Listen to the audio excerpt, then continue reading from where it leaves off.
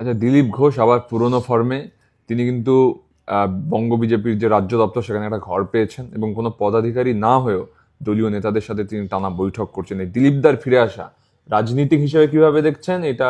মানে সিপিএম এর ক্ষেত্রে কতটা গুরুত্বপূর্ণ আমি জানি না, খুব, বিজেপির ক্ষেত্রে প্রচুর গুরুত্বপূর্ণ। হ্যাঁ, খুব দারুণভাবে দেখছি। বাবা, একটা বিজেপি নেতা বিজেপি করছে, কত বড় খবর! সত্যি এর থেকে বড় খবর আর কি হতে পারে? যে বিজেপি নেতা বিজেপি অফিসে ঘর পেয়েছে, কি আনন্দ! এরপরে যেদিন আপনি আপনার বাড়িতে কোনো একটা ঘর পাবেন সেদিনও জানাবেন, সেদিন একটা বড় খবর হবে, আপনাকে অভিনন্দন জানাবো।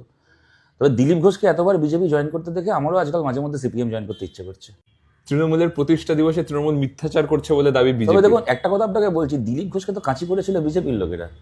দিলীপ ঘোষকে তো আমরা কাঁচি করিনি, তাই না? ওনার এখন যে আক্ষেপ, ওনাকে কেন জেতা আসন থেকে সরিয়ে কেন ওখানে ওনাকে বর্ধমানে পাঠানো হয়েছিল? সিপিএম কি, তৃণমূল কি, কংগ্রেস তো পাঠায়নি, পাঠিয়েছিল তো বিজেপির লোকেরাই পাঠিয়েছিল।